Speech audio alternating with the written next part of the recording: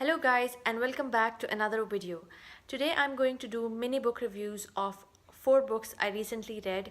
3 of them are classics and one is a non-fiction. So the first book which I want to talk about is I Capture the Castle by Dodie Smith. I heard great things about this book from everyone on BookTube and I started reading this book with high hopes.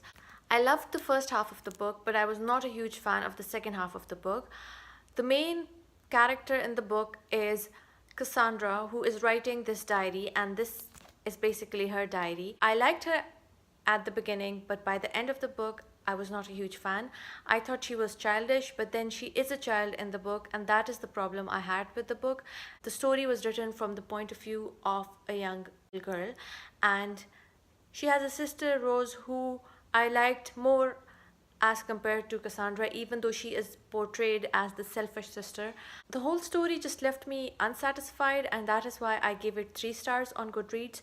The next book which I read was Mary Barton by Elizabeth Gaskell. I gave Mary Barton 3 stars as well. I have loved Wives and Daughters and North and South so much that I did not enjoy Mary Barton as much. Most of the story was in a weird dialect, so that was annoying. This was the first book which Elizabeth Gaskell ever wrote, and you can actually tell because she writes a bit like an inexperienced person, and you can see that in her writing. And again, I did not like the protagonist. Mary Barton just made wrong decisions, and in the end, everything was just put together abruptly. It does have a happy ending, but then it doesn't feel very smooth. Mary's caught between 2 guys and they are from different classes. One is very rich and then one is very poor, and the poor guy is nice, but the rich guy is nice as well. And if you want to read all of Gaskell, then sure, go ahead and read Mary Barton. But I did not like it very much. I loved North and South and Wives and Daughters. They were amazing stories and they were written beautifully and flawlessly, but this one was just a little bit bumpy. So the third book which I want to talk about is a non-fiction, and it is When Breath Becomes Air by Paul Kalanithi. I recently got this book, but I was very curious to read it, so I just started with this immediately and I loved it. It was an amazing book. Obviously it was very, very sad and very, very touching because it's a cancer story. It's about this doctor who is left with 1 year of his training in neurosurgery, and he gets diagnosed with end-stage lung cancer, and then he has to deal with it.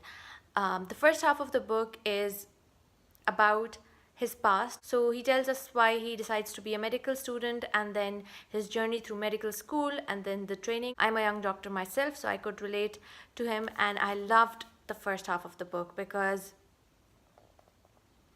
I mean, he loves literature and he's a doctor, so I found that very relatable. I just got so many amazing quotes out of this. And then the second half of the book was his treatment for cancer, the chemotherapy, and the drugs and everything. It is based on a true story. So Paul actually passed away in 2015. And then the epilogue was written by his wife, who is also a doctor. And I was looking through reviews from people who have read this book, and most of the people thought that there was a lot of medical mumbo jumbo in the book. So I think they are right. There is a lot of medical terminology which is not for the layman. Maybe it confuses you a little bit. Also, some of the people on Goodreads who had given this book 1 star rating said that they were sick of hearing cancer stories from the privileged class. And I agree because we hear cancer stories from privileged classes only, because those are the people who can actually, I think, write or afford publishing and like meet with the publishers and stuff. I live in Pakistan, which is a third world country. I see people suffering from cancer every single day, and they are uneducated, they are illiterate, they have no idea what their prognosis is, where they stand on the mortality charts.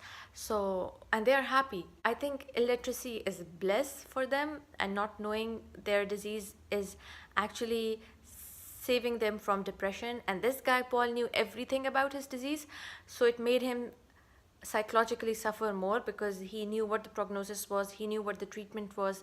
The thing is that the unprivileged people basically where I live, they cannot even write or read, so they cannot tell their stories.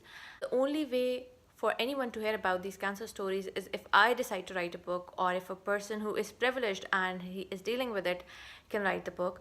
I should stop now, I'm rambling. So the next book which I read, and I basically finished this book yesterday, was Under the Greenwood Tree by Thomas Hardy. It is a short book, and it was the first book which Thomas Hardy wrote about Wessex, which is basically a fictional town or village where all of his later books are based. So this is a story about this girl called Fancy Day. She's a school teacher and she moves to a new town with her father, and there she has three suitors. One is a vicar, and the other guy is a farmer who is very rich, and the third is a working class young man who is not very rich. So basically she has to decide between these three. It was a pretty basic, simple story, but it was nicely told, so I was curious to finish this book even though it wasn't very exciting. Thomas Hardy knows how to write. I gave it 3 stars only because the story was not very complicated. It was very simple. There wasn't anything exciting or remarkable about this book. That is why I gave it 3 stars. I did not find any fault in it. I just thought it was a little bit unremarkable, and I'll probably forget about it after a while. I also want to talk about the movie which is based on Under the Greenwood Tree, which I watched yesterday, and it was brilliant. I loved the movie.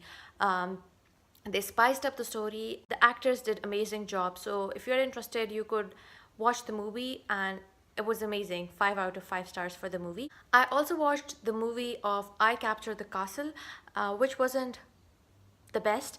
Under the Greenwood Tree had an amazing movie. This one, not so much. And I don't think there's an adaptation for Mary Barton or When Breath Becomes Air. So I hope you guys enjoyed this video. If you have read any of these books or are planning to read them, please let me know down in the comments. I'm going to see you all in my next video very soon. Bye.